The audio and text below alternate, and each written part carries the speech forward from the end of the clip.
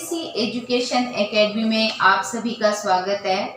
आज हम कक्षा 10 क्षितिज के द्वितीय भाग गद्य खंड के यशपाल द्वारा रचित लखनवी अंदाज पाठ का अध्ययन करेंगे। सर्वप्रथम हम लेखक परिचय की बात करते हैं। यशपाल का जन्म पंजाब के फिरोजपुर छावनी में सन 1903 में हुआ। उन्होंने प्रारंभिक शिक्षा कांगड़ा में ग्रहण की। तत्पश्चात लाहौर के नेशनल कॉलेज से उन्होंने BA किया। वहां उनका परिचय भगत सिंह तथा सुखदेव से हुआ। स्वाधीनता संग्राम की क्रांतिकारी धारा से जुड़े होने के कारण वे जेल भी गए। उसके बाद में है उनकी मृत्यु। सन 1976 में उनकी मृत्यु हो गई। साहित्यिक विशेषताएं देखिए। यशपाल द्वारा रचित रचनाओं में आम आदमी के सरोकारों की उपस्थिति है। यथार्थवादी शैली के वे विशिष्ट रचनाकार हैं। राजनैतिक पाखंड, सामाजिक विषमता और रूढ़ियों के खिलाफ उनकी रचनाएं मुखर है। प्रमुख रचनाएं उनके कहानी संग्रहों में ज्ञानदान, पिंजरे की उड़ान, वादुलिया, तर्क का तूफान, फूलों का कुर्ता उल्लेखनीय है। उनके द्वारा रचित झूठा सच उपन्यास भारत विभाजन की त्रासदी का मार्मिक दस्तावेज है। उनके अन्य उपन्यास है अमिता, दिव्या, दादा कामरेड, पार्टी कामरेड, मेरी तेरी उसकी बात।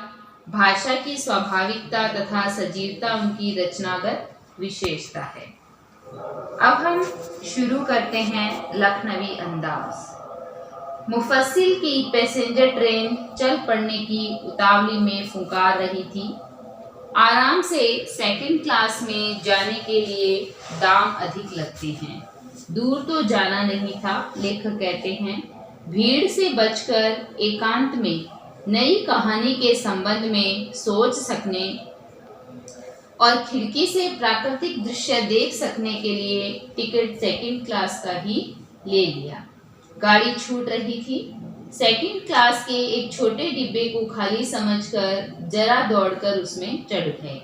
अनुमान के प्रतिकूल डिब्बा निर्जन नहीं था, मतलब खाली नहीं था। एक बर्थ पर लखनऊ की नवाबी नस्ल के एक सफेद पोश सज्जन बहुत सुविधा से पालथी मारे बैठे थे, एकदम आराम से। सामने 2 ताजे चिकने खीरे तौलिए पर रखे थे। डिब्बे में हमारे सहसा कूद जाने से सज्जन की आंखों में एकांत चिंतन में विघ्न का असंतोष दिखाई दिया। यानी वो अपनी एकांत चित्ता में डूबे हुए थे और हम वहां पहुंच गए तो उनकी आंखों में देखने पर ऐसा लगा कि उनको लगा कि जैसे किसी ने उसके काम में विघ्न डाल दिया हो। सोचा हो सकता है यह भी कहानी के लिए सूझ की चिंता में हो या खीरे जैसी अपदार्थ वस्तु का शौक करते देखे जाने के संकोच में हो। नवाब साहब ने संगति के लिए उत्साह नहीं दिखाया।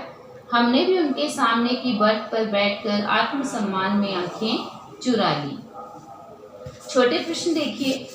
कौन सी पैसेंजर ट्रेन चल पड़ने की उतावली में फुंकार रही थी? मुफस्सिल अर्थात केंद्रस्थ नगर के इर्द गिर्द के स्थान को जाने वाली। दूसरा है किस दर्जे में यात्रा करने के लिए अधिक दाम लगते थे? उत्तर है दूसरे दर्जे में।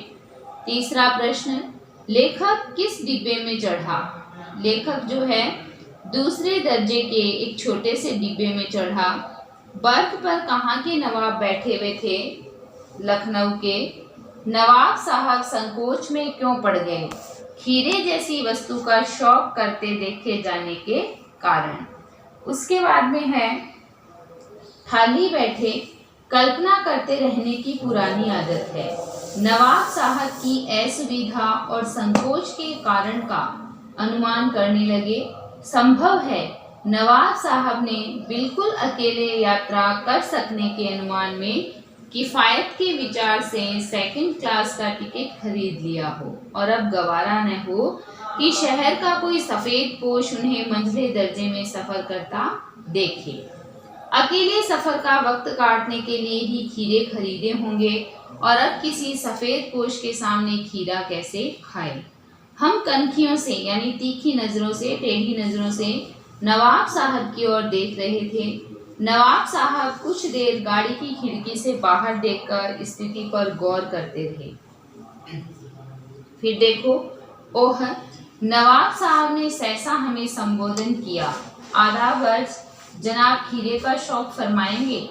नवाब साहब का सहसा यानी अचानक जो भाव परिवर्तन था अच्छा नहीं लगा। भांप लिया, आप शराफत का गुमान बनाए रखने के लिए हमें भी मामूली लोगों की हरकत में लथेड़ लेना चाहते हैं। जवाब दिया, शुक्रिया, किबला शौक फरमाए। फिर देखो, इसके जो प्रश्न है, लेखक थाली बैठे क्या अनुमान करने लगे। उत्तर है इसका नवाब साहब की असुविधा और संकोच के कारण का। फिर है नवाब साहब ने सेकंड क्लास का टिकट क्यों खरीदा होगा। उत्तर है इसका उन्होंने किफ़ायत के विचार से सेकंड क्लास का टिकट खरीदा होगा। फिर है लेखक नवाब साहब की ओर कैसे देख रहे थे। उत्तर है इसका कनखियों से। नेक्स्ट, लेखक ने मामूली लोगों की हरकत किसे कहा है, इस प्रकार खीरे खाने को। नेक्स्ट, लेखक ने यहाँ धन्यवाद के स्थान पर किस शब्द का प्रयोग किया। उत्तर है शुक्रिया। आगे देखो, नवाब साहब ने फिर एक पल खिड़की से बाहर देखकर गौर किया और दृढ़ निश्चय से खीरों के नीचे रखा तौलिया झाड़कर सामने बिछा लिया। सीट के नीचे से लोटा उठाकर दोनों खीरों को खिड़की से बाहर धोया और तौलिए से पोंछ लिया। जेब से चाकू निकाला, दोनों खीरों के सिर काटे और उन्हें गोद कर झाग निकाला। फिर खीरों को बहुत एहतियात से छीलकर फाकों को करीने से तौलिए पर सजाते गए। करीने से मतलब अच्छे तरीके से तौलिए पे रखते गए। लखनऊ स्टेशन पर खीरा बेचने वाले खीरे के इस्तेमाल का तरीका जानते हैं। ग्राहक के लिए जीरा, मिला नमक और पिसी हुई लाल मिर्च की पुड़िया भी हाजिर कर देते हैं, क्योंकि उनको पता है कि लोग खीरे कैसे खाते हैं। फिर देखिए, नवाब साहब ने बहुत करीने से खीरे की फाकों पर जीरा, मिला नमक और लाल मिर्च की सुर्खी बुरक दी। उनकी प्रत्येक भाव भंगिमा और जबड़ों के स्फुरन से स्पष्ट था कि उस प्रक्रिया में उनका मुख खीरे के रसास्वादन की कल्पना से प्लावित हो रहा था। मतलब बहुत ही मजे से खीरा खा रहे थे। तो इसमें देखो, नवाब साहब ने खीरों के सिर काटने से पहले क्या किया। नवाब साहब ने खीरों के सिर काटने से पहले उन्हें धोया। उसके बाद में है, नवाब साहब ने खीरों को गोदकर झाग क्यों निकाला। हमें पता है कि खीरों को गोदकर झाग निकालने से मतलब ये होता है कि हम खीरों की जो कड़वाहट है वो समाप्त करना चाहते हैं। उसके बाद है, नवाब साहब ने खीरों को काटकर क्या किया। उत्तर है इसका खीरों को करीने से तौलिए पर सजाते गए। फिर देखिए, किस स्टेशन पर खीरा बेचने वाले खीरे के इस्तेमाल का तरीका जानते हैं। उत्तर है लखनऊ स्टेशन पर। नेक्स्ट, नवाब साहब का मुख क्यों प्लावित हो रहा था। उत्तर है खीरे के रसास्वादन की कल्पना के कारण। आगे देखिए, हम कनखियों से देखकर सोच रहे थे मियाँ रईस बनते हैं, लेकिन लोगों की नज़रों से बच सकने के ख्याल में अपनी असलियत पर उतर आए। नवाब साहब ने फिर एक बार हमारी ओर देख लिया। वल्लाह शौक कीजिए, लखनऊ का बालन खीरा है। नमक मिर्च छिड़क दिए जाने से ताजे खीरे की पनियाती फांकें देखकर पानी मुंह में जरूर आ रहा था, लेकिन इनकार कर चुके थे। आत्मसम्मान निभाना ही उचित समझा। उत्तर दिया, शुक्रिया। इस वक्त तलब महसूस नहीं हो रही है, मैदा भी जरा कमज़ोर है, किबला शौक फरमाए। इसमें देखो, लेखक के मुंह में क्या देखकर पानी आ रहा था। नमक मिर्च छिड़की हुई ताजे खीरे की फांकों को देखकर। उसके बाद में है, लेखक खीरा क्यों नहीं खा पाया। उत्तर है लेखक को अपने आत्मसम्मान की फिक्र थी। उसके बाद लेखक ने नवाब साहब को क्या उत्तर दिया। शुक्रिया, इस वक्त तलब महसूस नहीं हो रही है, मैदा भी ज़रा कमज़ोर है, किबला शौक फरमाए। मैदा कमज़ोर होने से क्या होता है। इसका अभिप्राय है कि जो खाया पिया है वो हजम नहीं हो पाता। अगला अनुच्छेद देखिए, नवाब साहब ने सतृष्ण आंखों से नमक मिर्च के संयोग से चमकती खीरे की फांकों की ओर देखा। खिड़की के बाहर देखकर दीर्घ निश्वास लिया। खीरे की एक फांक उठाकर होठों तक ले गए, फांक को सूंघा। स्वाद के आनंद में पलकें मूंद गई। मुंह में भर आए पानी का घूंट गले से उतर गया। तब नवाब साहब ने फांक को खिड़की से बाहर छोड़ दिया। नवाब साहब खीरे की फांकों को नाक के पास से ले जाकर वासना से रसा स्वादन कर खिड़की के बाहर फेंकते गए। नवाब साहब ने खीरे की सब फांकों को खिड़की के बाहर फेंककर तौलिए से हाथ और होठ पोंछ लिए और गर्व से गुलाबी आंखों से हमारी ओर देख लिया, मानो कह रहे हो यह है खानदानी रईसों का तरीका। नवाब साहब खीरे की तैयारी और इस्तेमाल से थककर लेट गए। हमें तस्लीम में सिर खम कर लेना पड़ा। यह है खानदानी तहजीब, नफासत और नज़ाकत। तो नवाब साहब ने नमक मिर्च लगे खीरे को कैसे देखा? ललचाई नज़रों से। नवाब साहब ने खीरे की फांके खिड़की से बाहर फेंकने से पहले क्या किया? उनको एक एक को उठाया और नाक के पास ले जाकर सूंघा। फिर है मुंह में भर आए पानी का नवाब साहब ने क्या किया? जो पानी का घूंट समझकर गले से नीचे उतार लिया। नवाब साहब खीरे की फांकें एक एक कर खिड़की के बाहर क्यों फेंकते गए होंगे? संभवतः लेखक को यहाँ बताने के लिए कि खानदानी रईसों का खीरे खाने का यही तरीका होता है। खीरों को बाहर फेंककर नवाब साहब ने क्या किया? वे खीरों की तैयारी और इस्तेमाल से थककर लेट गए। उसके बाद में देखिए अंतिम अनुच्छेद है। इसमें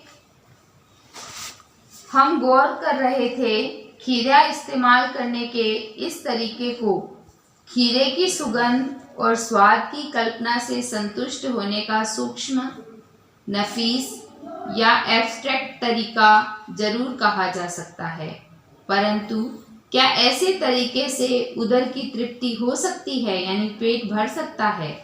नवाब साहब की ओर से भरे पेट के ऊंचे डकार का शब्द सुनाई दिया और नवाब साहब ने हमारी ओर देखकर कह दिया, खीरा लजीज होता है लेकिन होता है सकील, नामुराद मैदे पर बोझ डाल देता है। ज्ञान चक्षु खुल गए, पहचाना ये है नई कहानी के लेखक।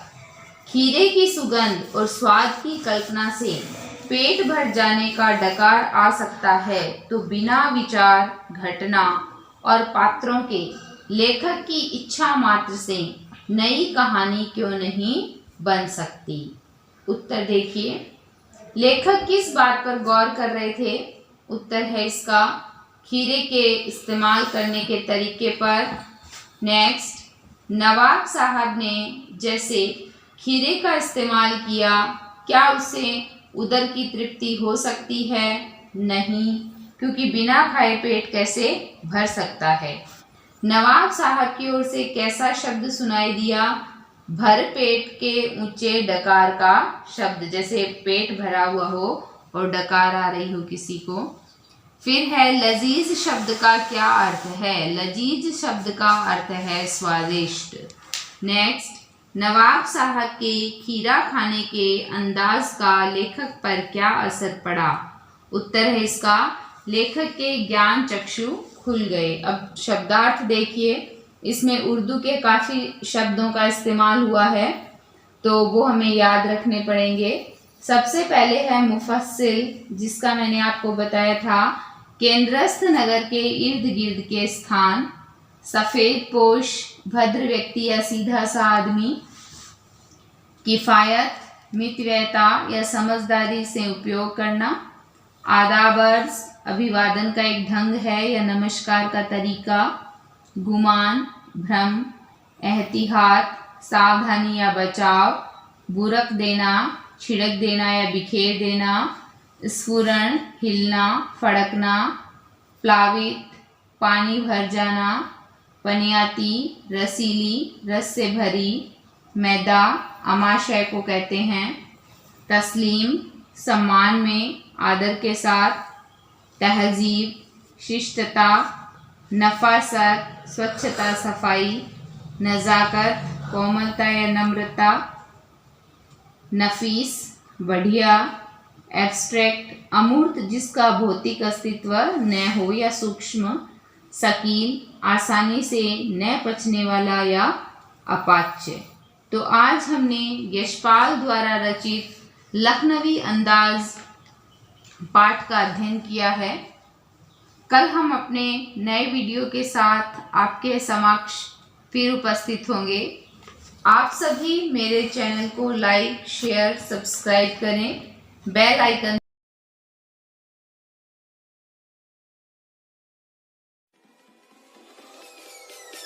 Peace.